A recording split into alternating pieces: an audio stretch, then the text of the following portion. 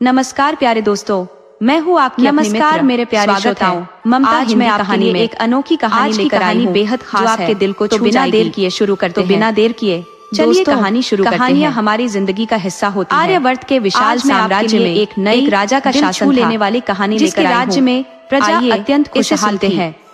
प्रजा अपने राजा से अत्यधिक प्रेम करती थी। कहानी राजा इस दुनिया में हर एक नागरिक के सुख दुख का ख्याल रखने जा रही हूँ और उनकी आवश्यकताओं को पूरा करने का आनंद हर संभव प्रयास करते थे। प्यारे दोस्तों, राजा बहुत ही दयालु आज की कहानी आपको सोचने पर मजबूर कर देगी। राजा की रानी भी अत्यंत धार्मिक, दिलचस्प और सरल स्वभाव की महिला थी। कहानी राजा और रानी नहीं, दोनों ही प्रजा के लिए आदर्श और अनोखी कहानी। प्रजा भी जो आप उन्हें अपने परिवार का हिस्सा मानती थी। तो आइए इसे शुरू करते हैं। अपने प्रजाजनों से उसी प्रकार प्रेम करते थे आप जैसे माता पिता अपने बच्चों से करते हैं। फिर से स्वागत है। उनके शासन में सुख समृद्धि छाई नया मोड़ है, परंतु ये बात राजा को निरंतर पीड़ा देती थी। कहानियों का जादू संतान किसी को भाता है, इस कारण वह और रानी दोनों ही दुखी रहते थे। राजा ने अनेक उपाय किए, दिलचस्प कहानी का वैद्यों से परामर्श लिया, परंतु सभी प्रयास विफल रहे। इस अनोखी दुनिया में एक बार राजा ने सब कुछ भगवान पर छोड़ दिया। आज की कहानी जब ईश्वर चाहे नया रोमांच, तब उनके राजमहल में संतान का आगमन होगा। राजा ने हमेशा साधु संतों और ब्राह्मणों का आदर सत्कार किया और उन्हें सम्मान पूर्वक विदा किया। इसी बीच एक समय ऐसा आया जब राज्य में बारिश नहीं हुई। आज मैं आपके लिए एक अनोखी कहानी लेकर आई हूँ, प्रजा त्राहिमाम करने लगेगी। राजा ने अपने भंडार प्रजा के लिए कहानी शुरू करते हैं ताकि किसी को भी भोजन की कमी न हो। प्रजा राजा को दुआएं देने लगी कि ईश्वर उनके राजा के दुखों को दूर करे और उन्हें संतान सुख प्रदान करे। एक दिन राजा के महल में एक साधु आए, जिन्हें प्रसन्न होकर राजा ने आदर सत्कार किया। साधु ने राजा को एक फल दिया और कहा कि इसे रानी को खिलाने पर वह गर्भवती हो जाएंगी और भगवान की कृपा से उन्हें एक सुंदर कन्या की प्राप्ति होगी। रानी ने वह फल खा लिया और गर्भवती हो गई। इसी बीच राज्य में अकाल की स्थिति बनी रही और राजा अत्यंत चिंतित रहने लगे। धीरे धीरे समय बीता और रानी के प्रसव का समय आ गया। अकाल से दुखी प्रजा भी चिंतित थी, क्योंकि खेतों में बोई गई फसलें बिना पानी के नष्ट हो रही थी और राज्य के भंडार भी खाली होने के कगार पर थे। जब रानी को प्रसव वेदना हुई, तब उन्होंने एक सुंदर कन्या को जन्म दिया। जैसे ही कन्या का जन्म हुआ, आसमान में काले बादल छा गए और मूसलाधार बारिश होने लगी। राज्य में खुशियों की लहर दौड़ गई और प्रजा ने हर्षोल्लास के साथ जश्न मनाया। लेकिन यह खुशी अधिक देर तक टिक नहीं पाई, क्योंकि कन्या के जन्म के बाद रानी का देहांत हो गया। राजा पर दुखों का पहाड़ टूट पड़ा, परंतु जब उन्होंने अपनी नवजात कन्या को गोद में उठाया तो वह अत्यंत सुंदर और प्यारी थी। राजा ने उसे अपनी रानी की निशानी मानकर अपने सीने से लगा लिया और उसे पालने का निश्चय किया।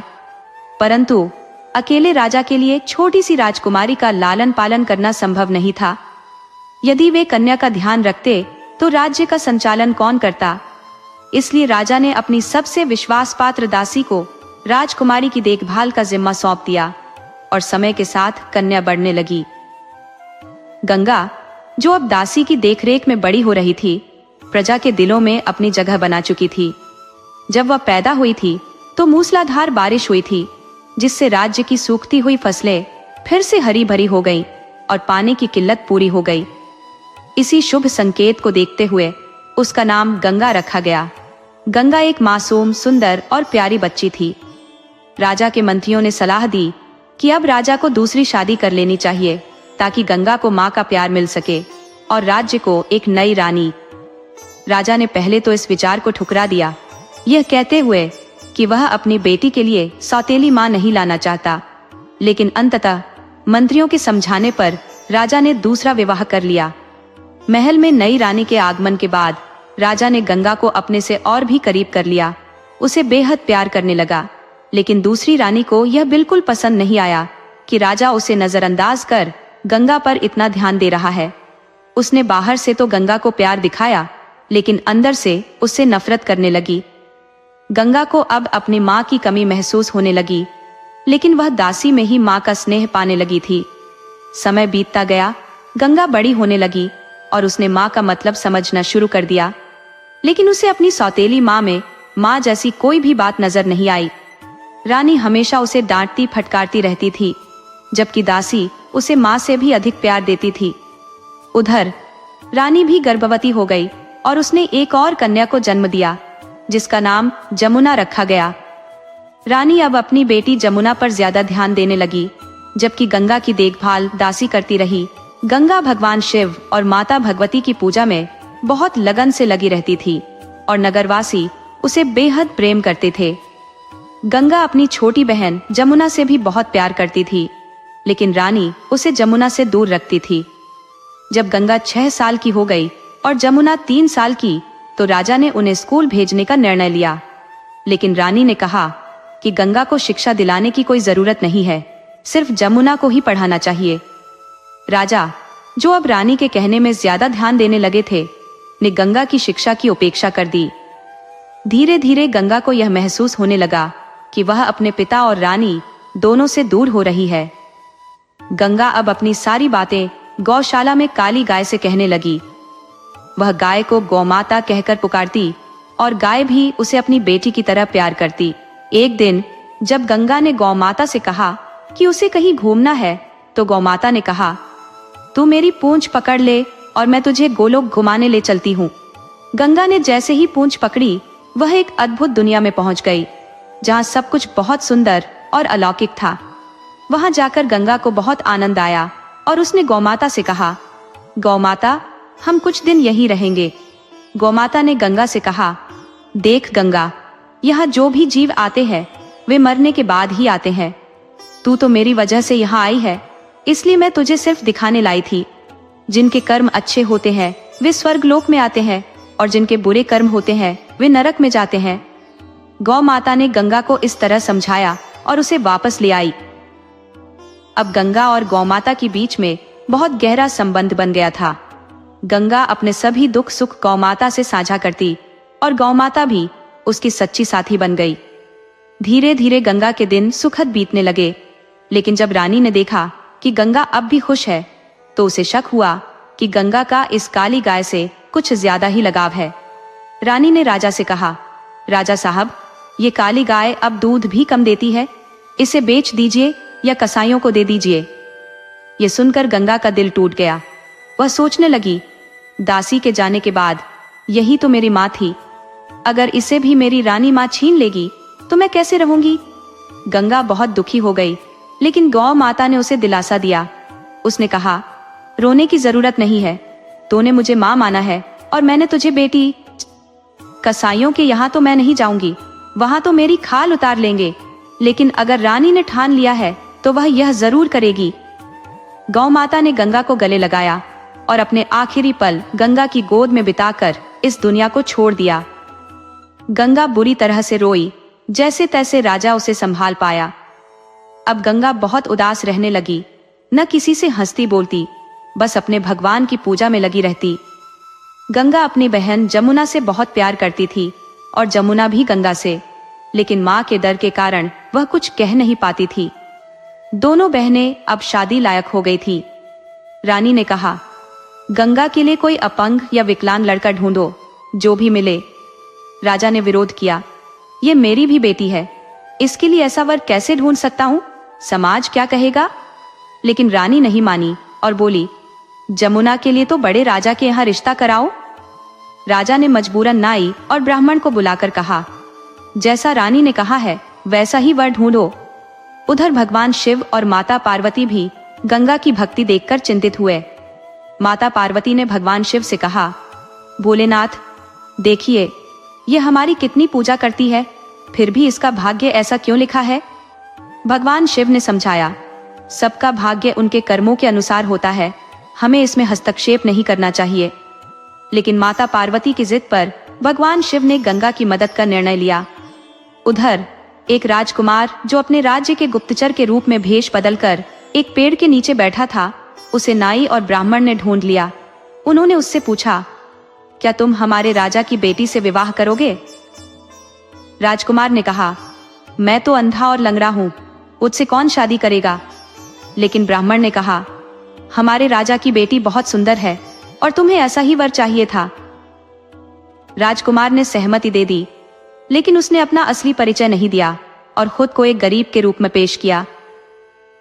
जमुना के लिए एक चक्रवर्ती सम्राट के राजकुमार का रिश्ता किया गया और रानी ने कहा, गंगा की बारात में सिर्फ 5 लोग आएंगे, लेकिन जमुना की बारात ऐसी होनी चाहिए कि आसपास के राज्य भी देख ले।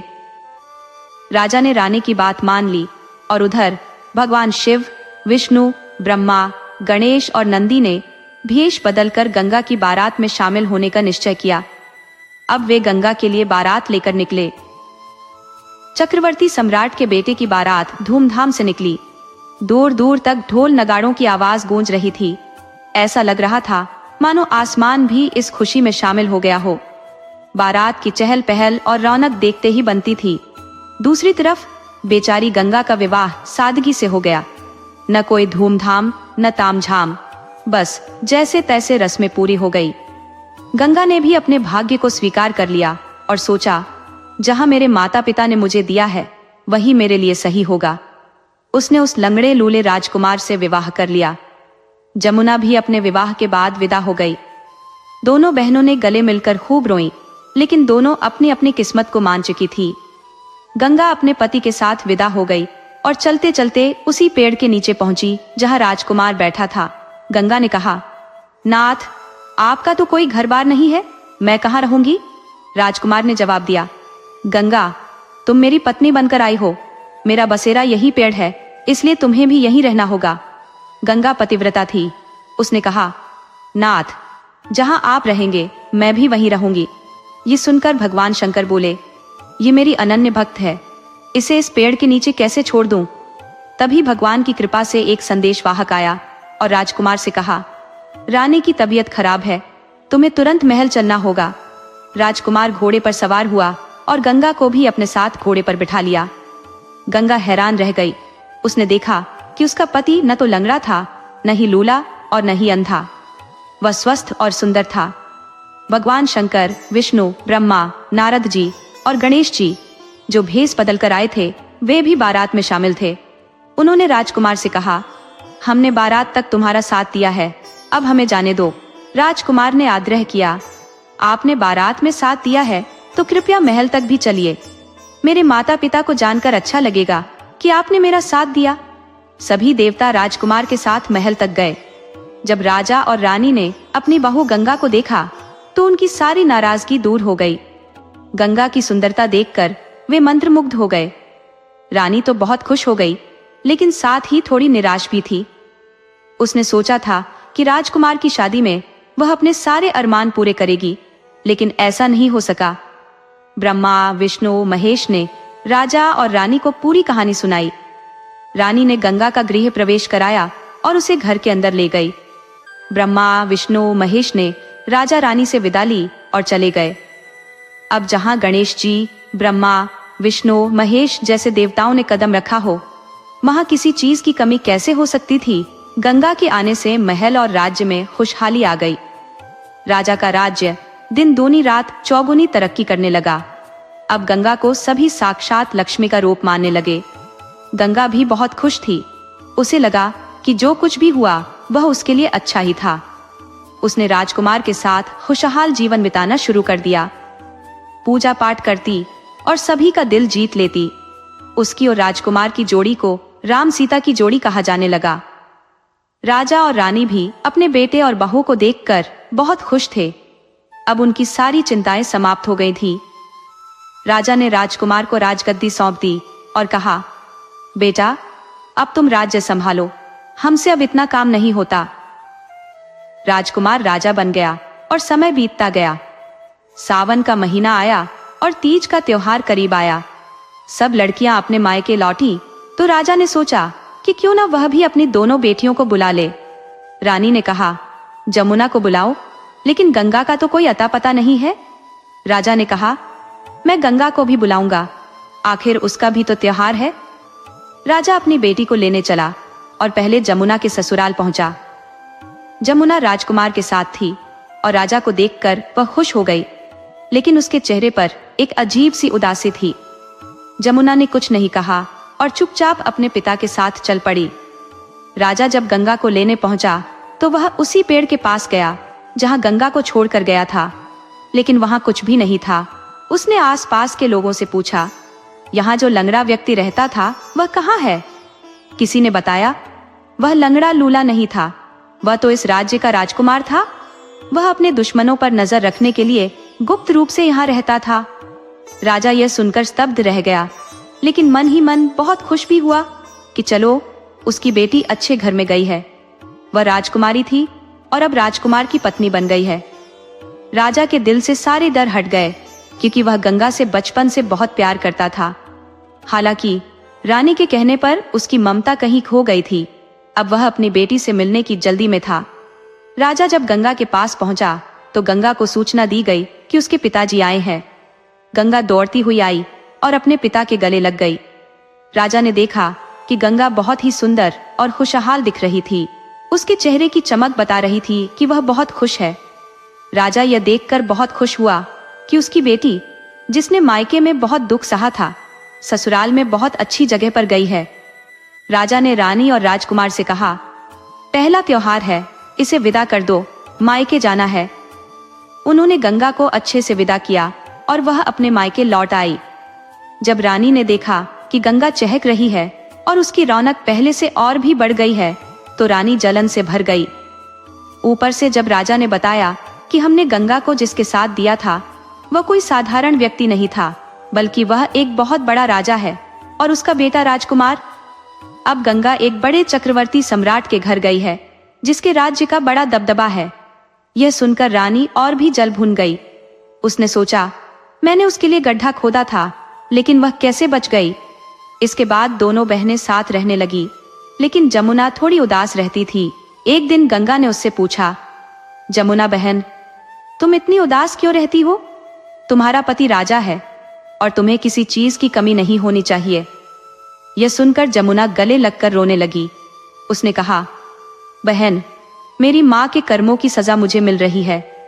उन्होंने मुझे चक्रवर्ती सम्राट के घर दिया, लेकिन मेरा पति अय्याश और नशेबाज है। वह मेरी कोई कद्र नहीं करता और सास ससुर भी मेरे साथ अच्छा व्यवहार नहीं करते। वे बात बात पर ताना मारते हैं और मुझे कोई काम करने नहीं आता, इसलिए मुझे वे मारते पीटते हैं। लेकिन मैं अपने पिता से यह सब कैसे कहूँ?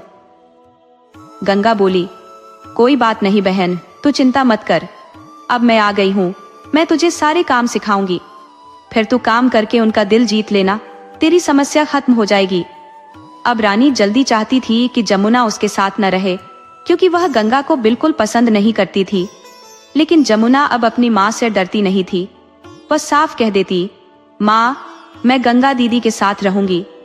गंगा दीदी ने मुझे कभी कोई तकलीफ नहीं दी, हमेशा मुझे अच्छा सिखाया। रानी इस पर चुप हो जाती। अब गंगा ने जमुना को धीरे धीरे घर के सारे काम सिखा दिए। जमुना को अच्छे से खाना बनाना आ गया और कैसे लोगों का दिल जीतना है वह भी सीख गई। क्योंकि जमुना में थोड़ी घमंड थी कि माँ ने उसे कभी डांटा नहीं और प्यार से ही रखा, इसलिए उसने कभी काम नहीं सीखा था। गंगा, जिसने समय के थपेड़े खाए थे, वह सारे काम सीख गई थी और उसका व्यवहार भी इतना अच्छा था कि उसने सबका दिल जीत लिया। राज्य के लोग भी गंगा से बहुत प्यार करने लगे थे। जमुना की माँ के कारण लोग उसे कम पसंद करते थे और इसका असर जमुना पर पड़ा था, जिससे उसमें थोड़ा घमंड आ गया था। लेकिन गंगा के साथ उसका व्यवहार हमेशा अच्छा रहा। जब गंगा ने उसे सारे काम सिखा दिए और तीज का त्योहार बीत गया, तब दोनों बहनें अपनी अपनी ससुराल लौट गई। गंगा की ससुराल में उसके सास ससुर बहुत अच्छे थे। वे उसे पलकों पर बिठाकर रखते थे। गंगा भी सबकी इच्छाओं का पूरा ध्यान रखती थी। उधर जमुना के ससुराल में भी परिवर्तन दिखने लगा था। अब जमुना ने काम करना शुरू कर दिया था और सबकी पसंद का ख्याल रखने लगी थी। धीरे धीरे उसके सास ससुर उससे खुश रहने लगे। जो उसका पति पहले अय्याश था, अब जब देखता कि जमुना बहुत सादगी से रहती है और पूजा पाठ करती है, तो वह उसे पहले की तरह धमकाता नहीं था। पहले जमुना उसे जवाब देती थी, लेकिन अब वह चुप रहती, कुछ नहीं कहती और मासूमियत से अपना काम करती रहती। धीरे धीरे राजकुमार को भी जमुना की मासूमियत पर दया आने लगी और वह उसकी तरफ झुकने लगा। धीरे धीरे उनके रिश्ते भी सही हो गए और दोनों में प्रेम बढ़ने लगा। जमुना इसका पूरा श्रेय अपनी गंगा बहन को देती थी, लेकिन रानी अब भी यही कहती थी कि उसकी बेटी का घर बिगाड़ने में गंगा का ही हाथ है। वह सोचती थी कि गंगा ने जमुना को कोई ऐसी बात समझाई है जिसके कारण उसकी बेटी, जो नाजों से पली बड़ी राजकुमारी थी, अब इतने सारे काम करती है। रानी जमुना से बहुत नफरत करती थी, लेकिन गंगा को बेचारी मानती थी। जब जमुना मायके आई और रानी ने देखा कि वह गंगा को कोस रही है, तो जमुना ने अपनी माँ को डांटते हुए कहा, माँ, तूने हमेशा मेरी बहन के साथ सौतेला व्यवहार किया है, लेकिन आज मैं अपने घर में जिस वजह से खुशहाल हूँ वह गंगा के कारण ही है। ये सुनकर रानी को बड़ा धक्का लगा और उसे पक्षाघात हो गया। जब गंगा को यह खबर मिली कि उसकी माँ बीमार है, तो वह तुरंत उसके पास पहुंची। रानी की आंखों से आंसू बह रहे थे। रानी ने कहा, गंगा, मैंने तेरे साथ बहुत बुरा किया है, जिसकी सजा मुझे मिल गई है। आज मुझे पक्षाघात हो गया है, शायद यह मेरे कर्मों का फल है। गंगा बोली, नहीं माँ, आप ऐसा क्यों कह रही हो? रानी ने कहा, बेटी, हो सके तो मुझे माफ कर दे। गंगा ने जवाब दिया, माँ, माफ करने के लिए मैं तुमसे नाराज कभी थी ही नहीं। मैंने तो हमेशा तुम्हें अपनी माँ माना है। रानी ने कहा, बेटी, तूने मुझे माँ माना, लेकिन मैंने तुझे कभी अपनी बेटी नहीं माना। गंगा ने कहा, नहीं माँ, ऐसा नहीं कहते, माँ तो माँ ही होती है। इसके बाद रानी ने गंगा को सीने से लगा लिया और अब वह दोनों बेटियों को प्यार करने लगी। अब दोनों का मायके आना जाना भी हो गया। गंगा ने अपनी मासूमियत और मेहनत से अपने ससुराल और मायके दोनों में इज्जत कमा ली थी। राजा भी बहुत खुश था कि उसकी दोनों बेटियों को बराबर का सम्मान और अधिकार मिला। दोस्तों, अगर आपको हमारी कहानी पसंद आई हो तो कृपया हमारे चैनल को लाइक करें, सब्सक्राइब करें और शेयर करें।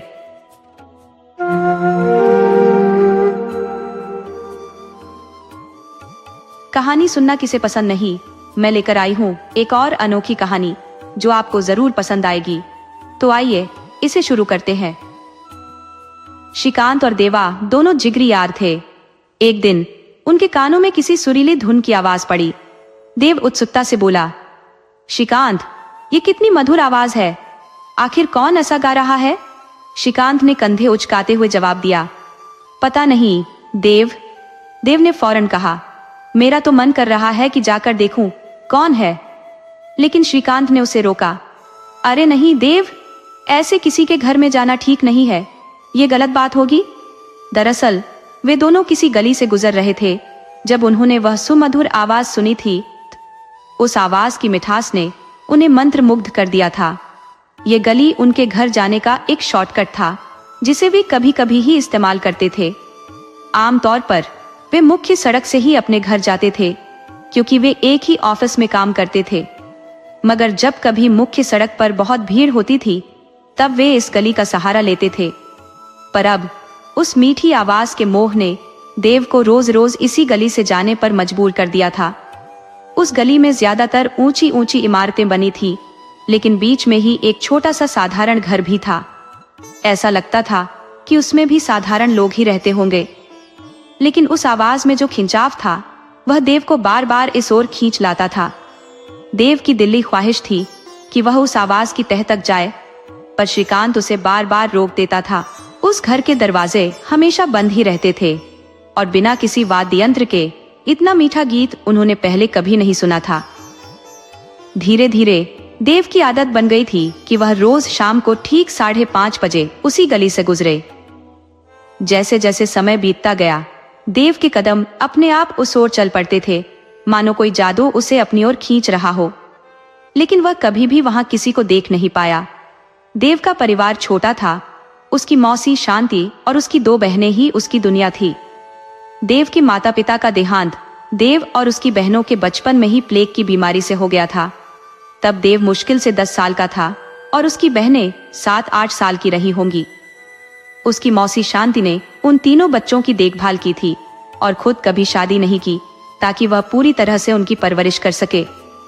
देव और उसकी बहनों ने अपनी मौसी के इस बड़े त्याग को हमेशा समझा और उन्हें अपनी मां से भी अधिक प्यार और सम्मान दिया।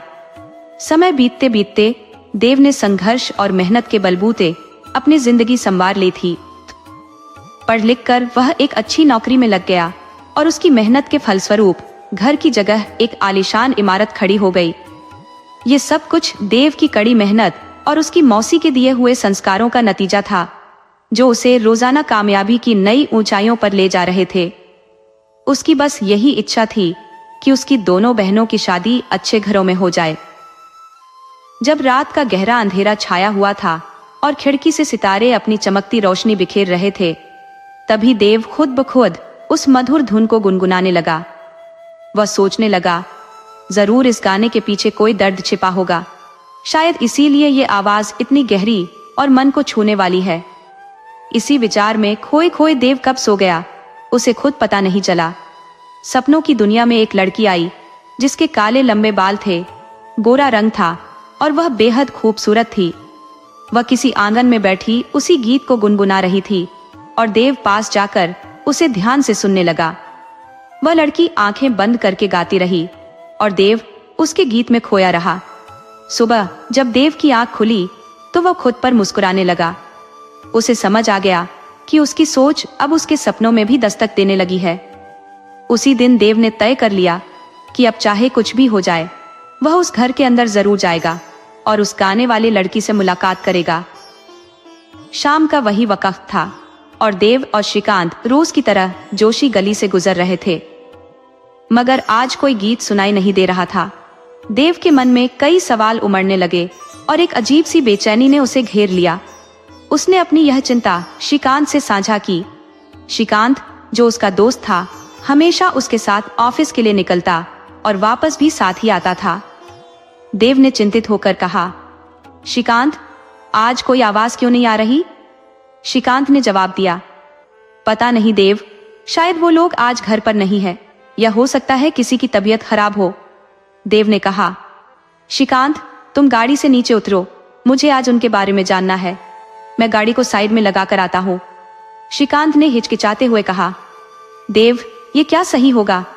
देव ने कहा, पता नहीं यार, ये गलत है या सही, पर मैं खुद को रोक नहीं पा रहा हूँ। पिछले महीनों से ये सुरीली आवाज मेरे दिमाग में घूम रही है। मैं अपने दिमाग को शांत करना चाहता हूँ।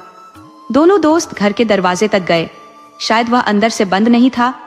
वे दरवाजा खटखटाने ही वाले थे कि एक बुजुर्ग औरत वहां आकर बोली, क्या हुआ बेटा? दोनों ने पूछा। अम्मा जी, ये घर किसका है? इसमें कौन रहता है? अम्मा जी हंसते हुए बोली, बेटा, ये घर तिवारी जी का है, लेकिन अभी यहाँ कोई नहीं रहता। पिछले 3 सालों से यह बंद पड़ा है। देव ने आश्चर्य से कहा, लेकिन अम्मा जी, इस घर में से जो लड़की गाना गाती है वो तो। अम्मा जी ने उन्हें टोकते हुए कहा, अरे बेटा, तुम्हें कोई गलत फहमी हुई है। यहाँ कोई नहीं रहता। इस घर की चाबी भी मेरे ही पास रहती है।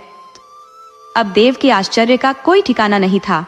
उसने फिर पूछा, अम्मा जी, वो लोग कहाँ रहते हैं? तब वे बुजुर्ग औरत कहने लगी, बेटा, वो लोग देहरादून चले गए हैं। 3 साल से वो एक बार भी नहीं आए। देव ने विनती करते हुए कहा, अम्मा जी, क्या एक बार मैं इस घर के अंदर जा सकता हूँ? मगर अम्मा जी ने सख्ती से मना कर दिया। नहीं बेटा, मैं किसी और के घर में तुम्हें कैसे जाने दे सकती हूँ। देव बुरी तरह उलझन में पड़ गया। वह तो यहाँ इस गाने को लगातार 7-8 महीनों से सुनता चला आ रहा था और श्रीकांत ने भी इसे सुना था। फिर अम्मा जी ऐसा कैसे कह सकती थी कि यहाँ कोई नहीं रहता? अब देव के दिमाग में सवालों का बवंडर उमड़ने लगा। श्रीकांत और देव दोनों ही भारी मन से अपने घर वापस आ गए। घर पहुंचकर देव ने सारी बातें अपनी मौसी शांति को बताईं। मौसी ने चिंता जताते हुए कहा, हो सकता है देव, तुम्हें कोई वहम हो। मगर देव ने जवाब दिया, मौसी जी, ये कोई मामूली बात नहीं है। एक आवाज जो मैं और श्रीकांत दोनों सुनते थे, रोज वहीं से आना जाना होता था, तो गलत फहमी की तो कोई गुंजाइश नहीं है। मौसी ने कहा, देव, मेरी बात सुन, अब तू वहां नहीं जाएगा। क्या पता कोई भूत प्रेत का चक्कर हो। देव ने झुंझलाते हुए कहा, अरे मौसी, आप कौन सी दुनिया में जी रही हो? ऐसा कुछ भी नहीं होता है जैसा आप सोच रही हो। मौसी ने फिर कहा, देव, तुझे पता है मैंने कितनी मुश्किलों से तुझे पाला पोसा है। बेटा, मैं तुझे किसी मुसीबत में नहीं देख सकती, इसलिए कह रही हूं कि अब तू वहां नहीं जाएगा। बस, बात खत्म। देव की इतनी हिम्मत नहीं थी कि वह अपनी मौसी शांति के सामने बहस कर सके, इसलिए वह चुपचाप अपने कमरे में चला गया। रात में फिर वही अजीब घटना हुई। सपने में वही लड़की गाना गाती हुई दिखाई दी। वही सूरत, वही रंग रूप, वही जगह, वही अवस्था। देव हड़बड़ाकर उठ बैठा और सोचने लगा, ये मैं क्या सोच रहा हूँ, मुझे इसके बारे में ज्यादा नहीं सोचना चाहिए। धीरे धीरे रात बीत गई और सुबह हुई। दिमाग से सब कुछ गायब था, लेकिन ऑफिस जाते समय मौसी ने उसे याद दिला दिया। बेटा देव, सीधे जाना और सीधे आना। देव ने कहा, ठीक है मेरी माँ, आपका हुक्म सिर आंखों पर। शांति ने मुस्कुराते हुए उसकी गाल थपथपाई और माथा चूमते हुए कहा, मेरे बच्चों पर कोई बुरा साया न पड़े भगवान। देव ऑफिस के लिए निकल गया। देव की बहनें अदिति और नलिनी, जो किसी सहेली की शादी में गई हुई थी, घर में शांति अकेली थी और शांति के मन में बुरे बुरे ख्याल आ रहे थे। आज शांति फिर उस शख्स की यादों में खोई हुई थी जिसने उसे सालों पहले धोखा दिया था। वह अपने अतीत की गलियों में भटकने लगी, सोचने लगी कि वह भी तो एक गाने वाली ही थी जिसकी खातिर केशव ने उसे धोखा दिया था। शांति की आंखों से आंसुओं की धार बहने लगी। घाव बहुत गहरा था और दर्द उससे भी ज्यादा। उस लड़की का नाम तारा था और केशव, जो उसका प्रेमी था, तारा को अपने साथ भाग गया था। जाते जाते वह शांति के नाम एक चिट्ठी छोड़ गया था जिसमें लिखा था, शांति, माना कि मैंने तुमसे प्यार किया था, पर तारा के मिलने के बाद मैंने जाना कि असल में प्यार क्या होता है। तुम्हारे साथ कभी वह लम्हे नहीं बिताए जो तारा ने मुझे दिए हैं, इसलिए मैं उसके साथ जा रहा हूँ। आज के बाद तुमसे कोई नाता नहीं है, मेरा सिर्फ तारा से ही रिश्ता है। इस पत्र को पढ़कर शांति बिल्कुल टूट गई थी। उसके माता पिता भी उसका साथ छोड़ चुके थे। जीने का कोई मकसद ही नहीं रह गया था। लेकिन इन 3 बच्चों को देखकर शांति के अंदर जीने की एक नई उम्मीद जगी और उसने तय कर लिया कि वह पूरी उम्र शादी नहीं करेगी। अब देव जिस गाने वाले की आवाज सुनता है, वह भी कोई गाने वाली होगी। यह सोचकर शांति का सिर दर्द से फटने लगा। तारा बहुत ही स्वार्थी औरत थी। उसने कुछ ही दिनों में केशव को पूरी तरह बर्बाद कर दिया था और फिर उसे धिक्कार कर भगा दिया था। एक बार केशव वापस लौट कर आया, लेकिन शांति ने उसके लिए अपने दिल के दरवाजे हमेशा के लिए बंद कर दिए थे। अब वह सिर्फ नलिनी, अदिति और देव की मां थी। शाम ढल चुकी थी और आज देव ने अपना रास्ता बदल दिया। वह सड़क छोड़कर अपने घर आ गया। उसने मौसी से पूछा, क्या बात है मौसी, आज तबीयत खराब है क्या? शांति देवी ने जवाब दिया, नहीं बेटा, मैं ठीक हूं। देव ने कहा, पर चेहरा बुझा बुझा सा क्यों है? शांति देवी बोली, देव, ऐसा कुछ नहीं है बेटा, मैं बिल्कुल ठीक हूं। और तू बता, आज तो दूसरे रास्ते से आया है ना? देव बोला, हाँ मौसी, भला मैं आपकी बात कैसे टाल सकता हूँ। और ये नलिनी और अदिति कहाँ है? अभी तक आई नहीं? मौसी ने कहा, नहीं बेटा, अभी नहीं आई है, आती होंगी। देव खाना खाकर थोड़ी देर अपनी मौसी के पास बैठा रहा।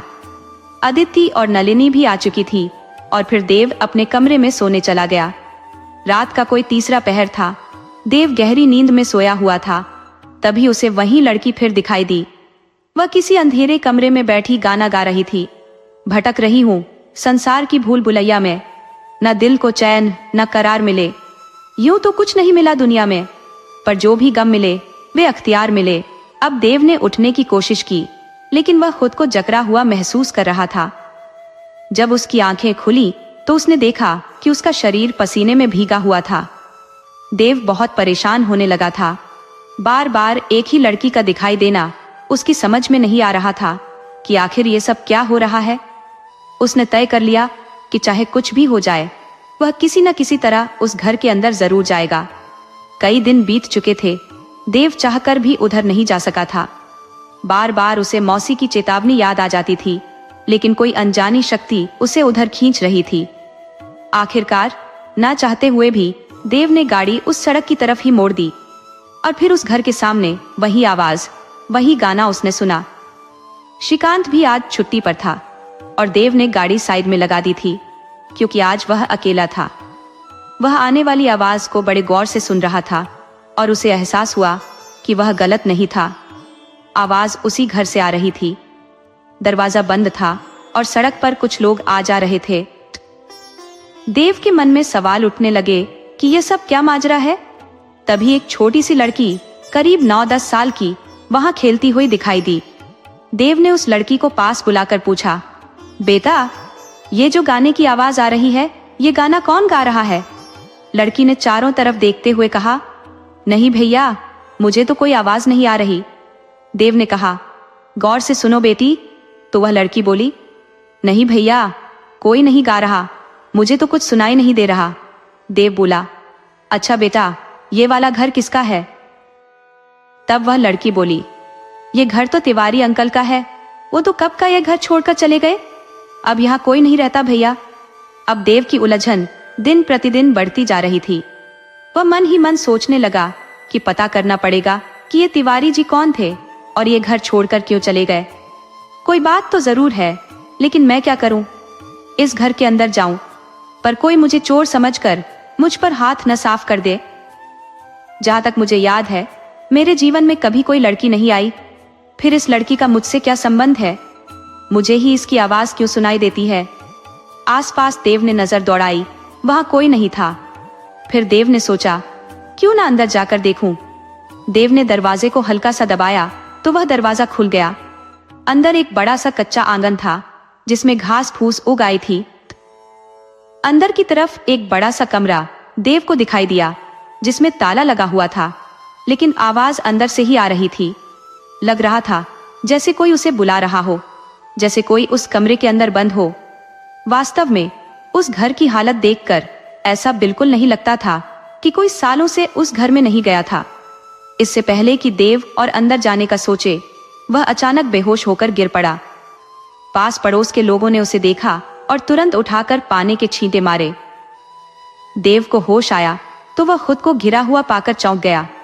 वहां एक बुजुर्ग महिला भी थी जो बोली, बेटा, तू तो उस दिन भी आया था यहाँ? देव ने सिर हिलाकर हामी भरी। जी अम्मा जी, वही हूं मैं। देव ने फिर पूछा, अम्मा जी, इस घर का मालिक कौन है? मैं इस घर को खरीदना चाहता हूँ। क्या आप मुझे मालिक का कोई पता या नंबर दे सकती हैं? अम्मा जी ने कहा, बेटा, मालिक तो देहरादून में रहते हैं। जाते वक्त पता लिखा कर गए थे कि अगर कोई पूछे तो बता देना। उन्होंने देव को तिवारी जी का पता दिया और देव वहां से चल पड़ा। घर पहुंचते ही मौसी ने पूछा, देव, आज इतनी देर कहाँ लगा दी? देव ने बात टालते हुए कहा, कुछ नहीं मौसी, श्रीकांत से मिलने गया था। मौसी ने उसके चेहरे पर चिंता देखी और बोली, बेटा, तेरा चेहरा क्यों उतरा हुआ है? देव ने मुस्कुराते हुए कहा, मौसी, मैं थक गया हूँ, तुम्हारे हाथ की चाय पी लूं तो जान में जान आए। राधिका मुस्कुराते हुए चाय बनाने चली गई। रात को खाने के समय देव ने बताया, मौसी, सुबह ऑफिस के काम से देहरादून जाना है। अदिति और नलिनी ने भी साथ चलने की इच्छा जताई, पर देव ने मना कर दिया, नहीं, इस बार नहीं, ऑफिस का काम है, फिर कभी चलेंगे। रात का तीसरा पहर था जब देव को फिर वही सपना आया। वह लड़की फिर से गा रही थी और देव उसके पीछे पीछे चल रहा था। इस बार वह लड़की मिट्टी हटाकर एक कंकाल दिखा रही थी। देव की नींद खुली, लेकिन इस बार वह घबराया नहीं, बल्कि लंबी सांस लेकर सोचने लगा, कल इसका पता लगाऊंगा। सुबह 4 बजे देव तैयार होकर निकलने की तैयारी करने लगा। मौसी ने दोनों के लिए खाने का कुछ सामान भी पैक कर दिया था। श्रीकांत भी देव के साथ चलने के लिए तैयार था, तो मौसी को भी कोई चिंता नहीं थी। सुबह 5 बजे दोनों दोस्त देहरादून के लिए निकल पड़े। रास्ते में पहाड़ों और घने जंगलों को देखकर श्रीकांत ने कहा, देव, क्यों इस चक्कर में पड़ गया? देव ने गहरी सांस लेते हुए कहा, तू नहीं समझेगा यार, हर रात वही सपना, वही चेहरा। अब तो बस तिवारी जी से मिलकर ही सब कुछ साफ हो पाएगा। लगभग 5 घंटे के सफर के बाद वे देहरादून पहुंचे। मौसम सुहाना था, हवा में ठंडक और ताजगी थी। तिवारी जी के घर पहुंचकर उन्होंने दरवाजा खटखटाया।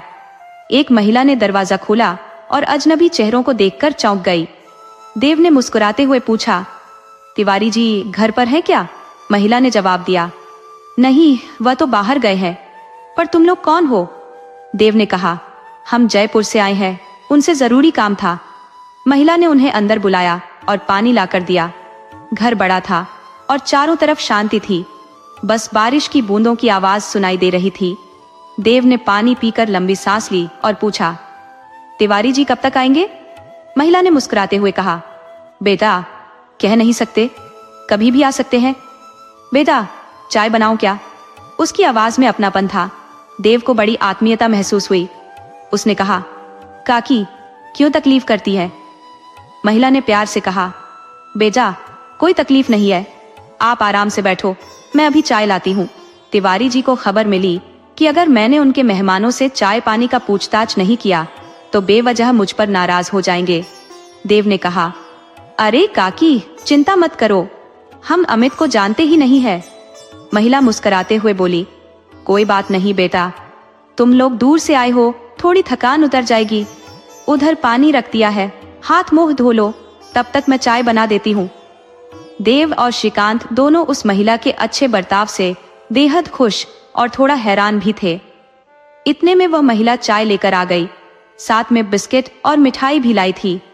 देव ने काकी से कहा, आप हमें जानते भी नहीं है और हमारे लिए इतना सब कुछ कर रही है। महिला ने मुस्कुराते हुए कहा, बेटा मेहमान तो भगवान का रूप होते हैं, जब तक तिवारी जी नहीं आते तुम यहीं बैठकर आराम करो। कोई परेशानी हो तो मुझे बता देना, मैं बराबर वाले कमरे में ही हूँ। देव और श्रीकांत सचमुच बहुत थके हुए थे। यहाँ आकर न जाने क्यों उन्हें एक सुकून भरा एहसास हो रहा था। शाम के 7 बज चुके थे। ऊंचे पहाड़ अंधेरे में खोने लगे थे। इतने समय में उस महिला ने कोई बात नहीं की, इसलिए देव को भी कुछ पूछने या बताने की हिम्मत नहीं हुई। देव ने सोचा कि अगर मैं कुछ बोलूं तो कहीं यह मुझे पागल न समझ बैठे, इसलिए तिवारी जी का इंतजार करना ही उचित लगा। उस महिला ने रात का खाना भी तैयार कर लिया था।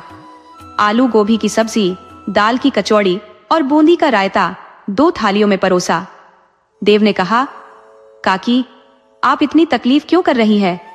महिला हंसते हुए बोली, बेटा काकी भी कह रहे हो और औपचारिक बातें भी कर रहे हो। तुम मेरे घर में हो, यहाँ अक्सर लोग घूमने आते हैं, 1-2 दिन रुकते हैं और चले जाते हैं।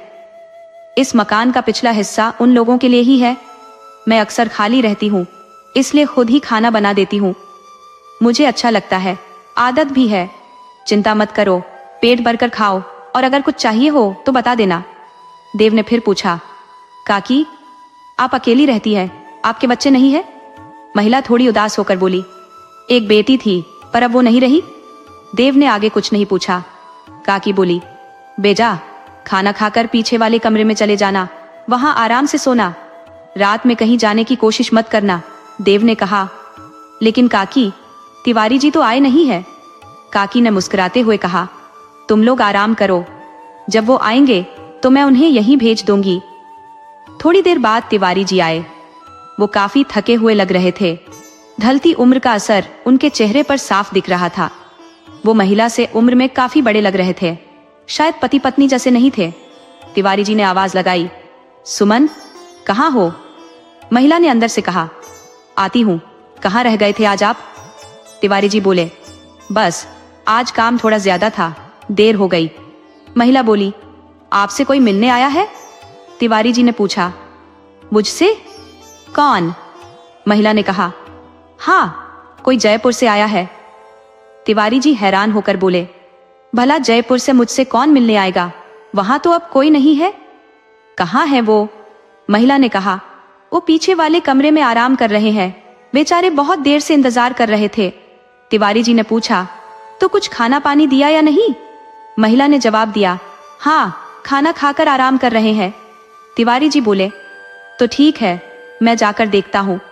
देव श्रीकांत से कह रहा था, श्रीकांत कितनी अच्छी औरत है ये, अनजान होते हुए भी इतना प्यार सम्मान खाना पीना सब कुछ दिया हमें।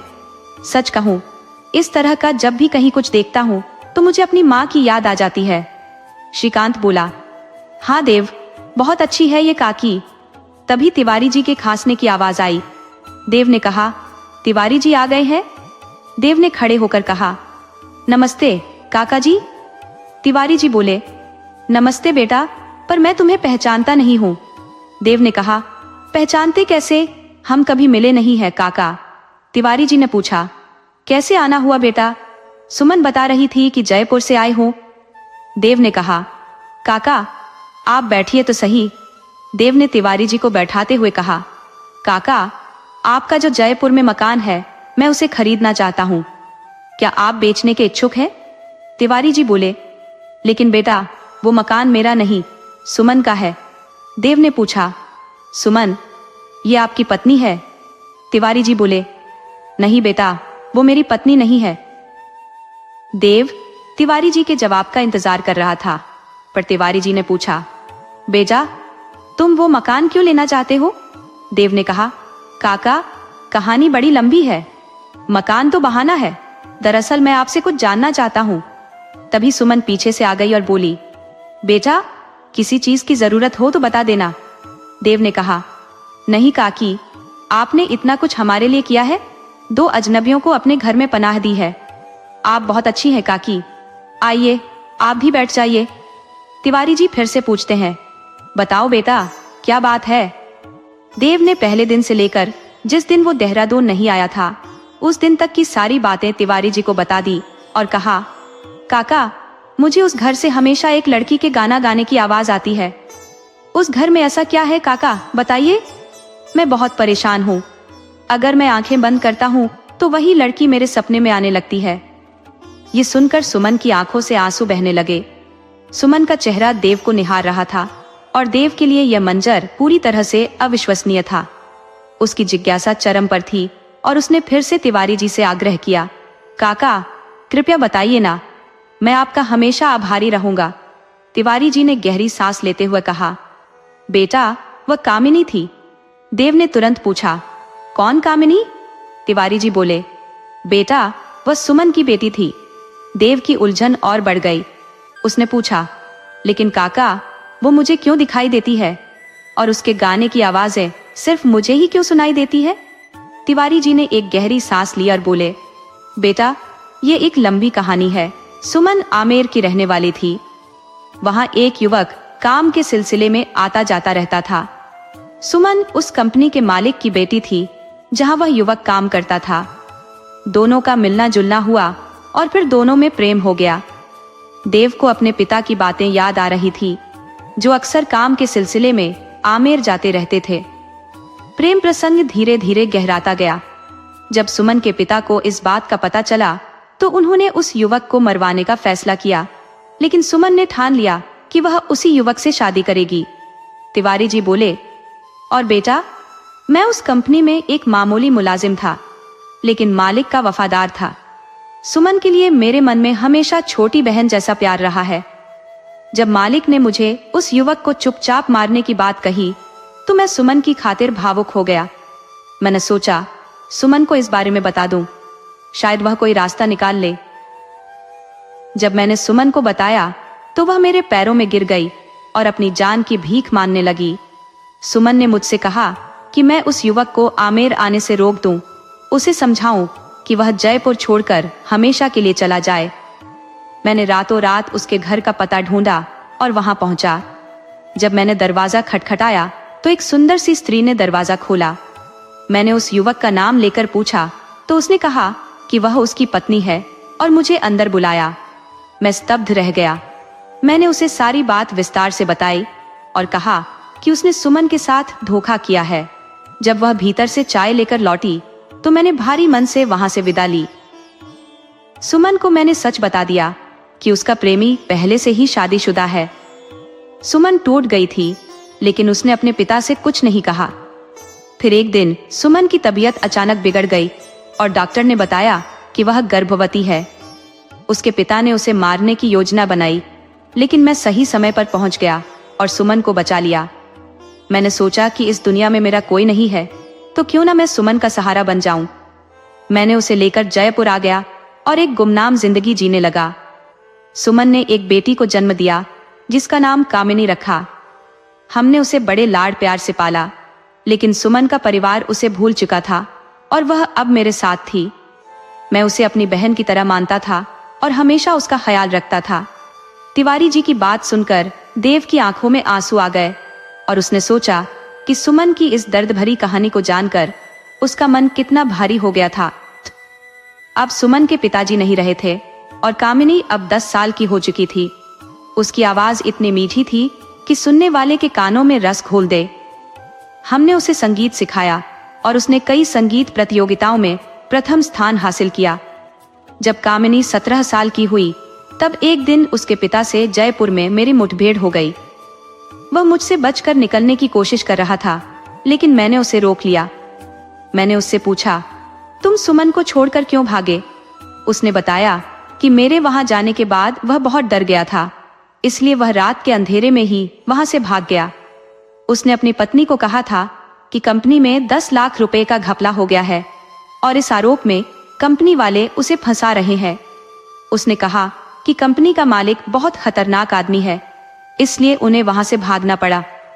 जब मैंने उससे पूछा, जब तुम पहले से शादीशुदा थे तो तुमने सुमन के साथ प्यार का नाटक क्यों किया? उसने बड़ी आसानी से कह दिया, मैं बहक गया था।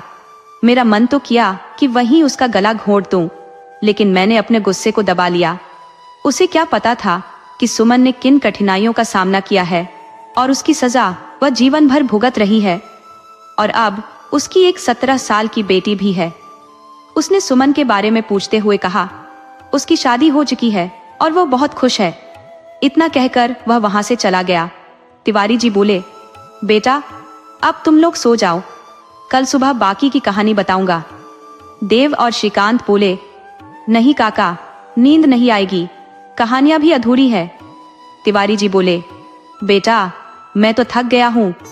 और फिर उन्होंने सुमन की ओर देखते हुए कहा, सुमन अगर तुम्हें नींद नहीं आ रही है तो तुम ही इन्हें बाकी की कहानी सुना दो, मैं सोने जा रहा हूं।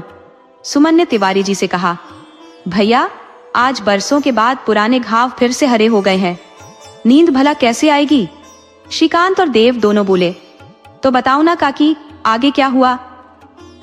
सुमन ने गहरी सांस लेते हुए कहा, आगे बेटा, आगे जिंदगी ने मेरे साथ फिर एक खेल खेला, मानो मेरी परीक्षा चल रही हो।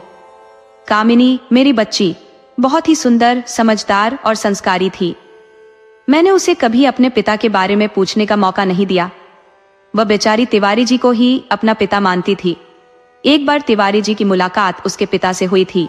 उन्होंने मेरा पता ठिकाना पूछा था, लेकिन तिवारी जी ने अनजान बनकर कहा कि उन्हें मेरा कुछ पता नहीं, लेकिन उनके दिल में कहीं ना कहीं पश्चाताप था। वो एक बार मुझसे मिलकर माफी मांगना चाहता था, लेकिन तिवारी जी ने उसे साफ मना कर दिया। जब तिवारी जी ने मुझे यह बात बताई थी तो मैं रो पड़ी थी। मैंने उनसे कहा था, भैया कहीं ना कहीं मेरे दिल में उसके लिए थोड़ी सी जगह है, क्योंकि मैंने उसे सच्चे दिल से प्रेम किया था और वह मेरी बेटी का पिता भी है। माना कि उसने मुझे धोखा दिया है, लेकिन उसे यह जानने का हक है कि कामिनी उसी की बेटी है। तिवारी जी बोले, कोई बात नहीं सुमन, किसी दिन मुझे कुछ हो गया तो मेरी बच्ची अपने असली पिता के पास तो चली जाएगी ना। तिवारी जी मेरी इस बात से बहुत दुखी हुए थे।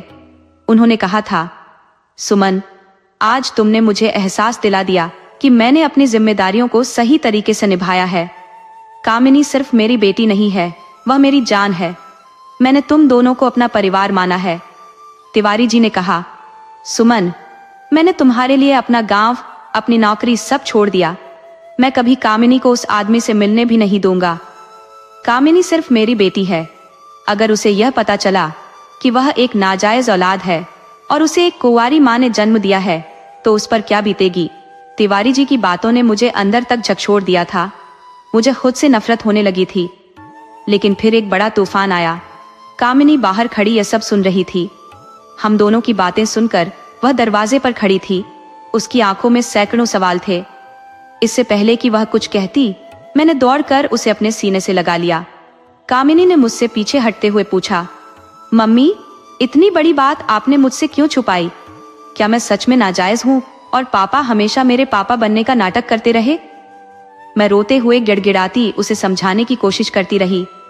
नहीं कामिनी बेटा, तिवारी जी ने कभी भी कोई नाटक नहीं किया बेटा। वो तो तुम्हारे पिता से भी बढ़कर है। अगर ये नहीं होते तो मैंने कब का अपनी जान दे दी होती। बेटा आज तुम भी इन्हीं की वजह से इस दुनिया में हो। अगर मैं ही जिंदा नहीं होती तो तुम भी नहीं होती। सुमन ने बताया, मैं प्रेम में अंधी हो गई थी और एक कुमारी मां ने तुम्हें जन्म दिया। मैंने एक अजनबी पर भरोसा करके बहुत बड़ी भूल की थी। एक दिन तिवारी जी को पता चला कि वह आदमी शादीशुदा है। इससे पहले कि मैं कुछ करती, वह अपनी पत्नी के साथ वहां से भाग चुका था।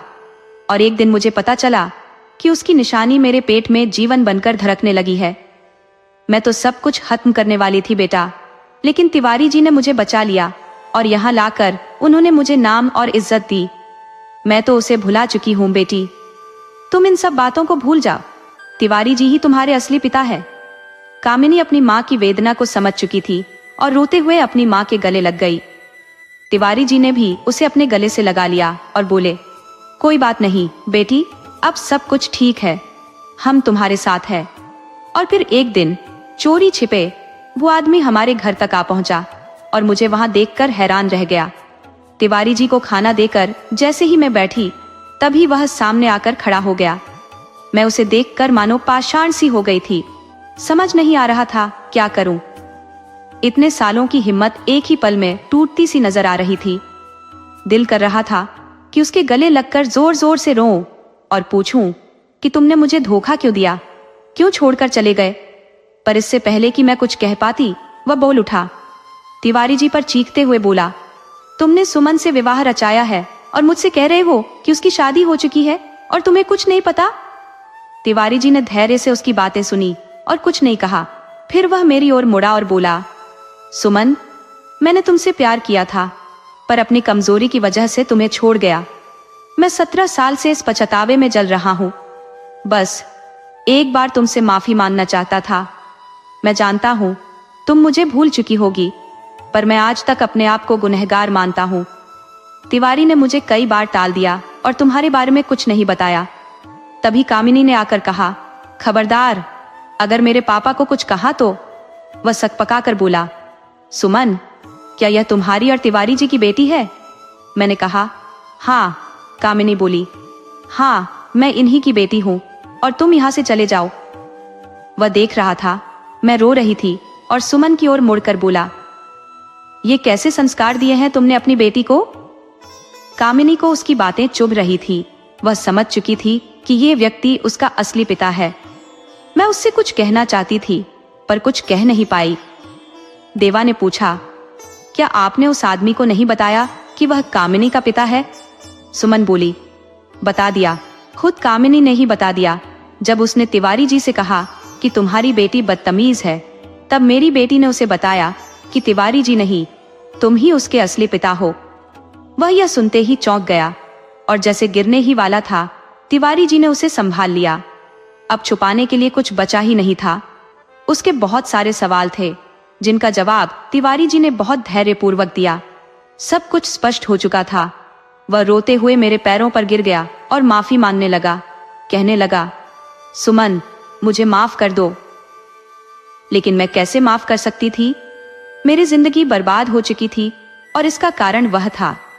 मैंने उससे कहा, आप यहां से चले जाइए, मैं अपनी बेटी और तिवारी जी के साथ खुश हूं और भूलकर भी हमारी जिंदगी में दोबारा आने की कोशिश मत करना।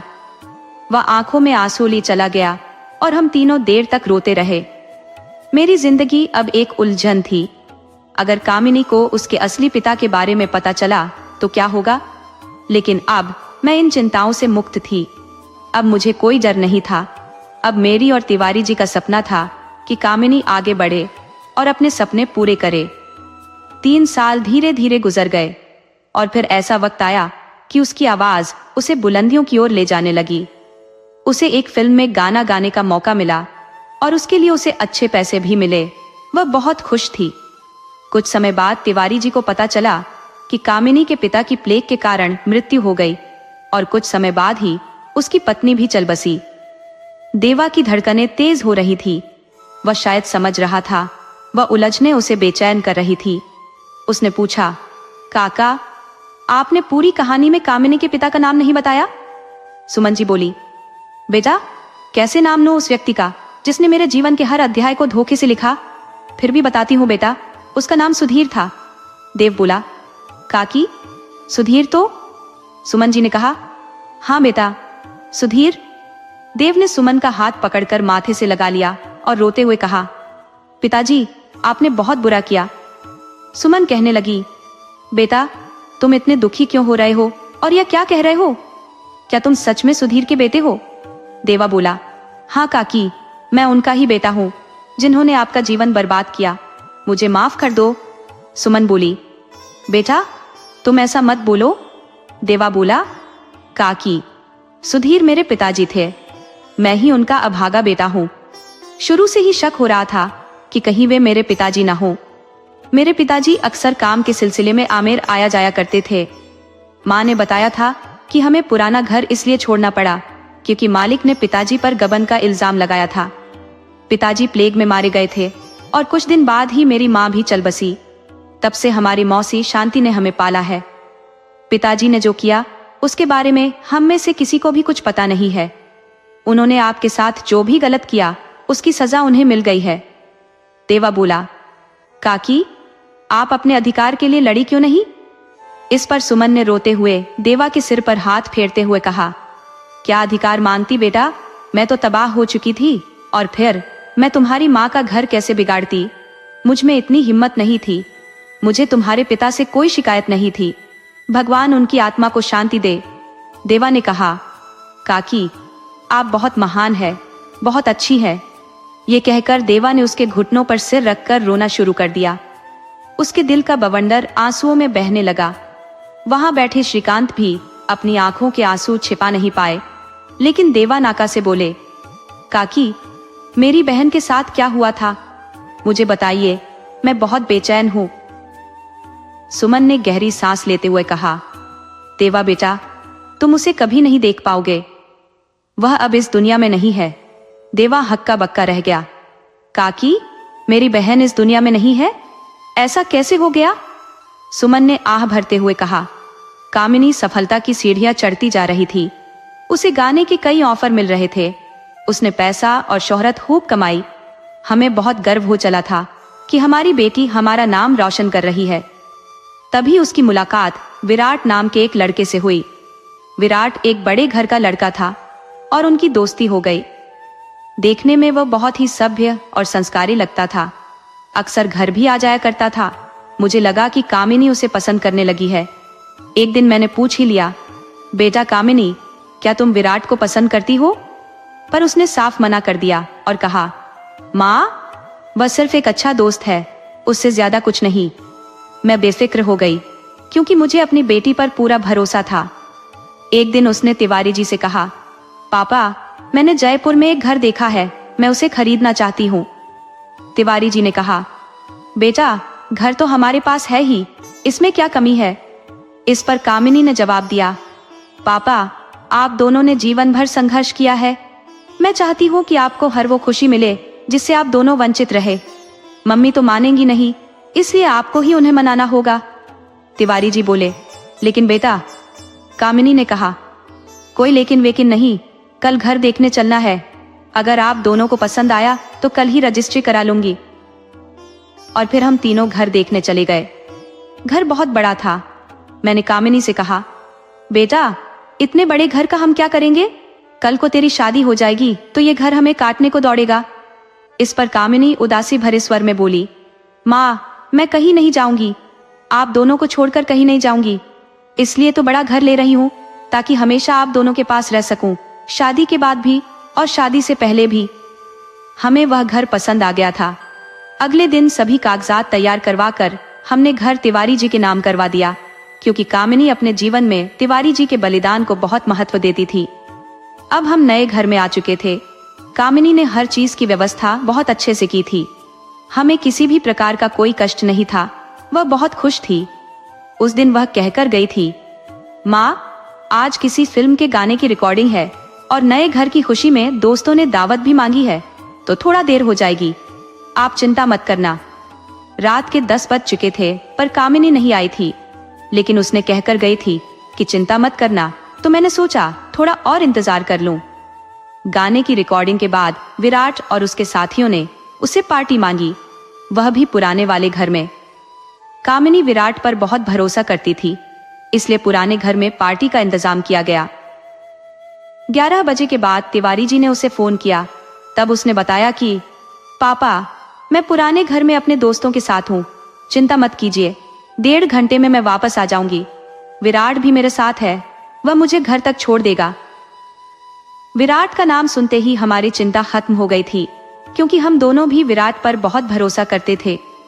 पार्टी में लड़कियां ज्यादा देर तक नहीं रुकी और जल्दी चली गईं। अब वहां केवल कामिनी, विराट और उसके 2 दोस्त बचे थे। कामिनी नहीं जानती थी कि विराट शराब भी पीता है और उसने कब और कहां पी ये भी उसे नहीं पता था। लेकिन उस रात विराट शराब के नशे में था, उसकी गाड़ी में रखी थी। कामिनी को डर लगने लगा था, उसे विराट से ऐसी उम्मीद नहीं थी। कामिनी अब विराट के साथ घर नहीं जाना चाहती थी, वह अकेली ही चलने लगी। लेकिन विराट ने उसे रोक लिया और बोला, कामिनी आज यहीं रुक जाओ हमारे साथ। उसने नशे में धुत होकर कहा था। तो कामिनी बोली, विराट तुम शराब पीते हो? अगर मुझे यह बात पता होती तो मैं कभी तुमसे दोस्ती नहीं करती, ना ही तुम्हें इस पार्टी में बुलाती। विराट ने अचानक उसके बाल पकड़कर अपनी ओर खींचा और कहा, कामिनी मत जाओ, मैं तुमसे बहुत प्यार करता हूँ, आज रात मेरी बाहों में सो जाओ। कामिनी ने अपने बाल छुड़ाने की कोशिश की, लेकिन वे असफल रहीं। विराट ने उसे अपनी ओर खींच लिया और उसके चेहरे के करीब जाने लगा। कामिनी ने उसे धक्का देते हुए कहा, विराट तुम इतने गिरे हुए हो ये मैंने कभी नहीं सोचा था, आज के बाद मुझे पलटकर भी मत देखना। विराट के दोस्त रोहन और सनी जो वहीं मौजूद थे, उन्होंने कामिनी को पकड़कर फिर से विराट के हवाले कर दिया। विराट ने नशे की हालत में ही कामिनी के साथ बदसलूकी करने की कोशिश की। कामिनी ने गुस्से में विराट को थप्पड़ मारा, लेकिन इस पर वह और भी गुस्से में आ गया। उसने कामिनी के कपड़े फाड़ दिए और उसके साथ जबरदस्ती की। उसके दोनों दोस्तों ने भी उसकी मदद की और रात भर कामिनी को तंग करते रहे। जब उनकी हैवानियत खत्म हुई तो उन्होंने कामिनी के गले में उसी की चुन्नी का फंदा बनाकर पंखे से लटका दिया। रात के 3 बजे का वक्त था और जब तिवारी जी और मैं घर पहुंचे तो हमने देखा कि सारा सामान बिखरा हुआ था। खाने की प्लेटें, गिलास और शराब की खाली बोतलें इधर उधर पड़ी थी और सामने मेरी बच्ची के फटे हुए कपड़े और खून से सने कपड़े जमीन पर पड़े थे। हमारी प्यारी बेटी की लाश पंखे से लटकी हुई थी। तीनों दरिंदों ने हमारी बेटी की इज्जत खराब करके उसे मार डाला था। इतना कहकर सुमन फूट फूट कर रोने लगी। देवा ने कहा, काकी चुप हो जाइए, अब और नहीं सहा जाता।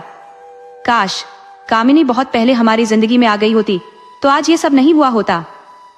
देवा ने सिर झुकाते हुए कहा, काकी मुझे माफ कर दो, मेरे पिता के किए अपराध की सबसे ज्यादा सजा मेरी बहन कामिनी ने भुगती है, मैं बहुत शर्मिंदा हूँ। सुमन ने किसी तरह अपने आंसुओं को रोका और बोली, बेटा विराट ने मेरा इकलौता सहारा छीन लिया। देवा की आंखें भी रोते रोते लाल हो गई। उसने कहा, काकी विराट कहाँ रहता है, मुझे बताओ, मैं उसे जिंदा नहीं छोड़ूंगा।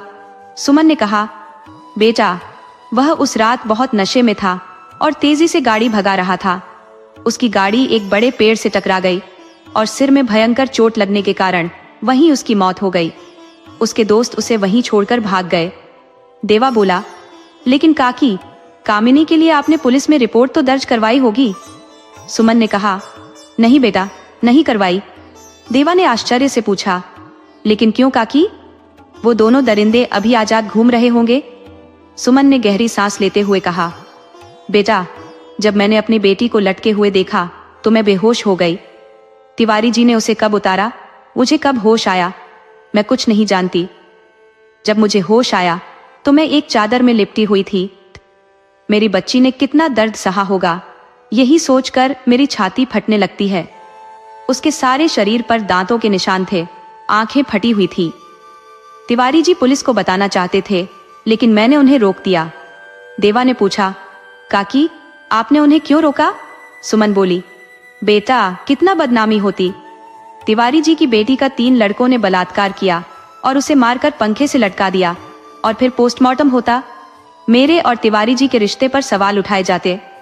जिन गुमनामी के अंधेरे में हम रह रहे थे वह सबके सामने आ जाता।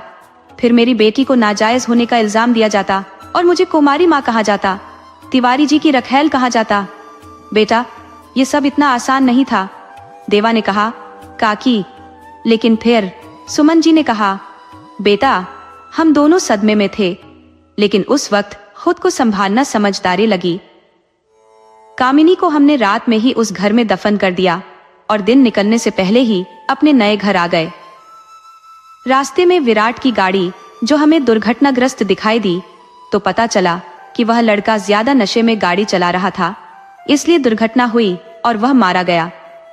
पुलिस उसे गाड़ी से निकालकर स्ट्रेचर पर डाल रही थी। उसी समय उसका चेहरा भी हमने देख लिया था और एक लंबी आह भरकर वहां से मैं चुप निकल गई। 1 हफ्ते के भीतर ही हमने नया मकान बेच दिया और हमेशा के लिए यहाँ आ गए। अब तिवारी जी ही जयपुर चले जाते हैं। मैं तो शायद वहां अब कभी नहीं जा पाऊंगी। इतनी हिम्मत नहीं है मुझ में। देवा ने पूछा। कभी किसी ने कामिनी के बारे में पूछा नहीं? सुमन जी बोली। बेजा, सब पूछते थे। उसने बहुत कम उम्र में बहुत नाम और पैसा कमाया था। ये सुनकर देवा ने कहा, हमने सबको यही बताया कि वह शादी करके विदेश चली गई है। देवा ने काकी से कहा, काकी, रोमक के बारे में सोचकर मेरा दिल रोने लगता है। वह मेरी बहन थी। काश मैं पहले आ पाता तो शायद ये सब ना होता, लेकिन अब वह कभी वापस नहीं आएगी। ये कहते हुए सुमन जी की आंखों में आंसू भर आए। देवा कहने लगा, हे भगवान, ऐसा क्यों हुआ? मुझे कोई काम नहीं दिखता। फिर देवा ने कहा, जानती हो काकी, मुझे ऐसा लगता है कि वह मेरे पास आकर बैठ जाती है। वह जानती है कि मैं उसका बदकिस्मत भाई हूँ। उसके गाने की आवाज सिर्फ मुझे और श्रीकांत को सुनाई देती है। मैं सोचता था ये मेरी बहन है, लेकिन शायद कामिनी ही थी जो पुराने घर में थी। क्या उसकी कोई तस्वीर है? मैं उसे देखना चाहता हूँ। ये सुनकर सुमन ने बहुत सारी तस्वीरें दिखाई। उसने कहा, बेटा, मेरे पास बहुत तस्वीरें हैं। इन्हीं को देखकर मैं जी रही हूँ। तुम भी देखो अपनी बहन को। सुमन ने अपनी साड़ी के पल्लू से अपने आंसू पोंछे। देवा ने कहा, हाँ काकी, यही है, यही कामिनी है। मैं उसे देखता हूँ। सुमन जी ने कहा, बेटा, मैं भी उसे देखती हूँ। जब भी मैं उसे याद करती हूँ मुझे सिर्फ अंधेरा ही दिखाई देता है। देवा ने कहा, अच्छा काकी, अब सुबह होने में थोड़ा ही वक्त बचा है। हम बातें सुबह करेंगे। सुमन भी बहुत थक चुकी थी और वह अपने कमरे में चली गई। सुबह के 9 बज गए थे और कोई नहीं उठा था, लेकिन देवा, वह तो सोया ही नहीं था। पूरी रात यही सोचता रहा कि जिंदगी कैसे मोड़ पर ला खड़ा कर देती है, जहां से निकलने का कोई रास्ता नहीं होता। देवा की भी वही स्थिति थी जो सुमन जी की अपने पिता के लिए थी, लेकिन सुमन अब मां से भी ऊंचे स्थान पर पहुंच गई थी। वह स्त्री जो कल तक अजनबी थी, आज मां की तरह नजर आ रही थी। देवा की आंखों से आंसू निकलकर उसके गालों तक बह रहे थे। उसे खुद को निर्जीव सा महसूस हो रहा था, लेकिन फिर उसने अपने हौसले को बढ़ाया और कहा, नहीं, मैं काकी को अकेला कैसे छोड़ सकता हूँ? मुझे अपने पिता के कर्तव्यों को निभाना होगा। शायद इसीलिए कामिनी मुझे दिखाई दी। शायद वह मुझे मेरी जिम्मेदारियों का एहसास दिलाना चाहती है। यह सब सोचते हुए सुमन दूध और नाश्ता लेकर आई। श्रीकांत अब तक नहीं उठा था। सुमन ने देवा से कहा, आओ बेटा, नाश्ता कर लो। देवा ने नाश्ता लेकर मेज पर रखा और भावुक होकर सुमन जी के पैरों में बैठते हुए कहा, कल से आप मुझे बेटा बुला रही हैं, क्या मैं आपको मां बुला सकता हूँ? सुमन ने उसे उठाकर गले से लगा लिया और कहा, तुम मेरे ही बेटे हो। देवा की आंखों में खुशी के आंसू छलक उठे। देवा ने कहा, मां, जो हो गया उसे मैं बदल नहीं सकता, लेकिन वादा करता हूं कि अब आपकी आंखों में कभी आंसू नहीं आने दूंगा। तभी तिवारी जी भी आ गए। सुमन ने देवा का असली परिचय तिवारी जी से कराया। देवा ने कहा, काका, जल्दी चाय नाश्ता करो और अपना सामान बांध लो, हमें अभी निकलना है।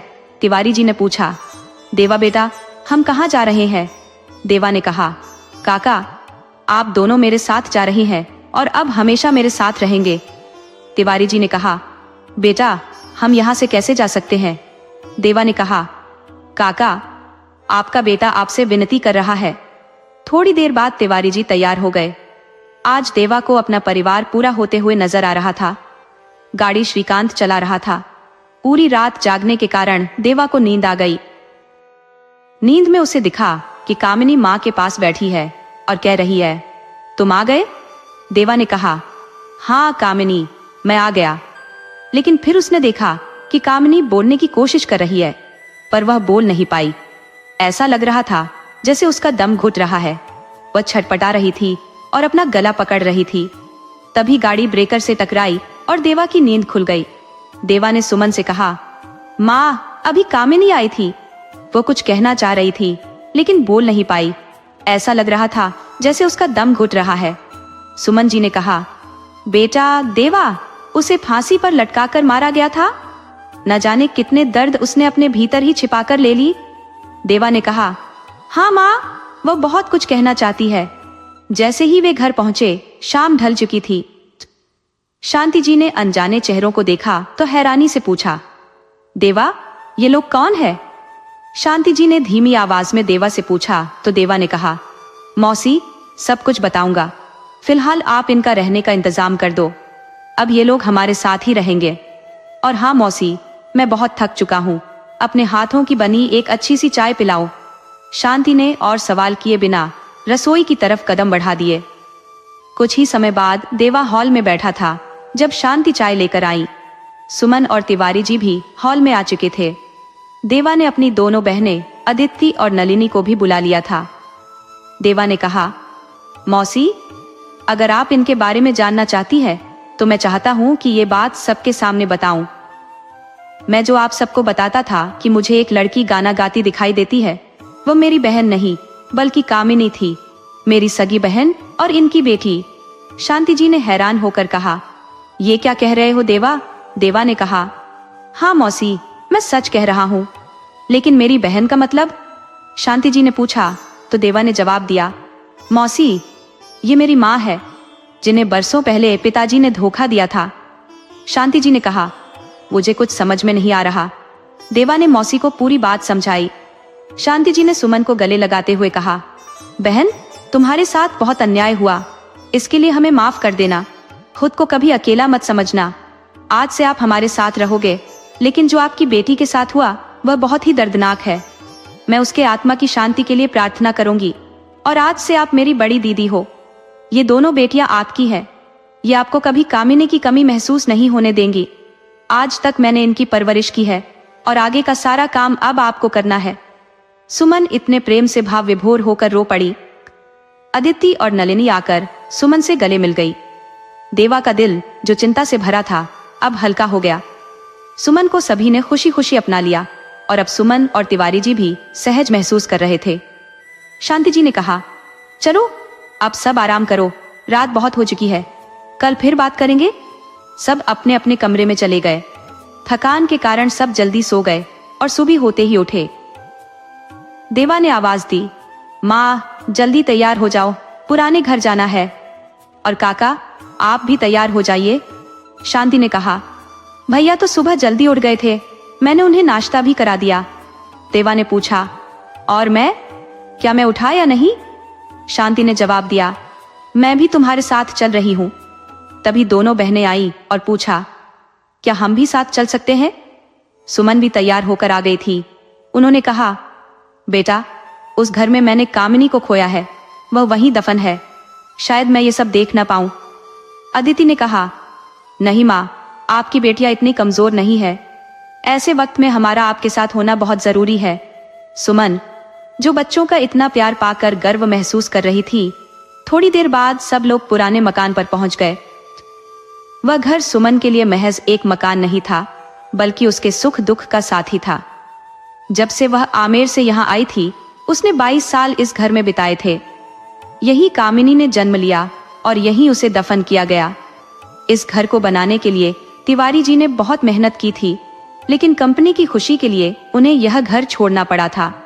सुमन ने एक लंबी सांस ली और दरवाजा खोला।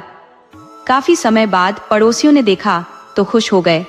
सभी जानते थे कि यह घर बेचने के लिए तिवारी जी आए हैं। सबने तिवारी जी से उनकी खैरियत पूछी और कंपनी के हालचाल के बारे में पूछा। तिवारी जी ने बताया कि कामिनी विदेश में थी और एक कार दुर्घटना में उसकी मृत्यु हो गई। पड़ोसी अफसोस जताकर चले गए। जब सुमन और तिवारी जी अंदर गए तो उनका दिल बहुत विचलित हो उठा। सुमन ने जैसे ही घर का दरवाजा खोला, बड़े बड़े जाले उनके चेहरे से टकराए, सीलन की दुर्गंध उठने लगी और छोटे छोटे कीड़े चारों ओर भागते नजर आए। सुमन ज्यादा देर खड़ी नहीं रह पाई। देव सब कुछ देख रहा था। तभी उसकी नजर कमरे में लगे पंखे पर पड़ी। एक पल के लिए ऐसा लगा जैसे कामिनी आज भी वहां लटकी हुई हो। बरामदे में रखी मेज पर ऐसा महसूस हुआ जैसे थोड़ी देर पहले वहां सब बैठे हो। शांति, नलिनी, अदिति ने सफाई में मदद की। तभी अचानक तिवारी जी की रोने की आवाज आई। शांति और देवा ने उन्हें संभाला। तिवारी जी ने कहा, बेटा मैं कब तक हिम्मत रखूं? इन हाथों से मैंने अपने लाडली को पाला पोसा था और उन्हीं हाथों से उसे यहाँ दफन किया। उन्होंने फर्श की ओर इशारा किया। सभी की नजर उधर गई। देवा ने इधर उधर खोदने के लिए कुछ ढूंढा। तिवारी जी ने ऊपर रखे फावड़े की ओर इशारा किया। देवा ने फावड़े से खोदना शुरू किया। धीरे धीरे दुर्गंध आने लगी और अंततः कामिनी का कंकाल सामने आ गया। जैसे ही सुमन ने उस दृश्य को देखा, वह होश खो बैठी। तिवारी जी का दिल भी गहरे दर्द से भर गया था। वो चीख चीख कर रोना चाहते थे, मगर समाज के डर से उनके आंसू अंदर ही अंदर दम तोड़ रहे थे। सभी की आंखें नम थीं, मगर देवा कठोरता से उस कंकाल को घूरता रहा। कंकाल का शरीर सड़ गल चुका था, लेकिन उसकी एक अंगुली में अंगूठी और पैरों में पायल अब भी सही सलामत थी। देवा ने पूछा, काका यहाँ कोई छोटी संदूक है? तिवारी जी ने संदूक लाकर देवा को दी। देवा ने धीरे धीरे कंकाल को उस संदूक में रखा और फिर मिट्टी से उसे ढक दिया। काफी देर बाद सुमन को होश आया और उनकी हालत देखकर सबकी आंखें फिर से भर आईं। शांति देवी ने उन्हें दिलासा देते हुए कहा, दीदी रो मत। अगर कामिनी आपको इस हाल में देखेगी तो उसे बहुत तकलीफ होगी।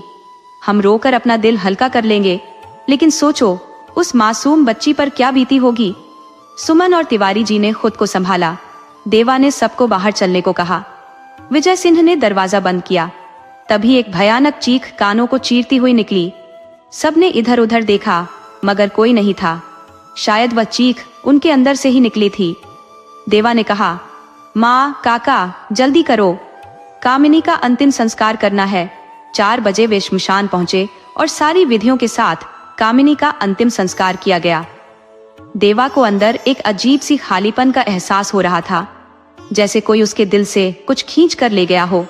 वो खुद को अकेला महसूस करने लगा था।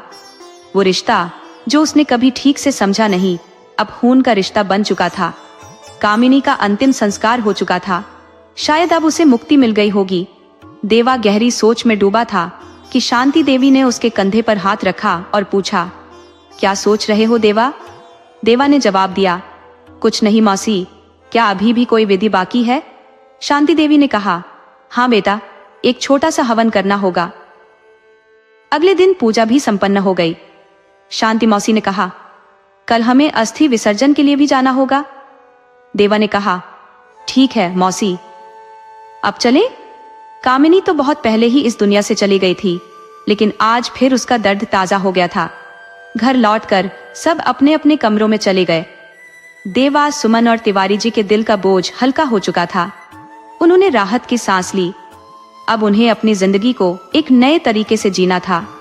कुछ नए रिश्ते बन चुके थे। रात के अंधेरे में घने बादल देव को उस कंपनी की याद दिला रहे थे जहां कामिनी के साथ उसकी मुलाकात हुई थी। यादों में खोए हुए कब उसकी आंख लग गई, उसे पता ही नहीं चला।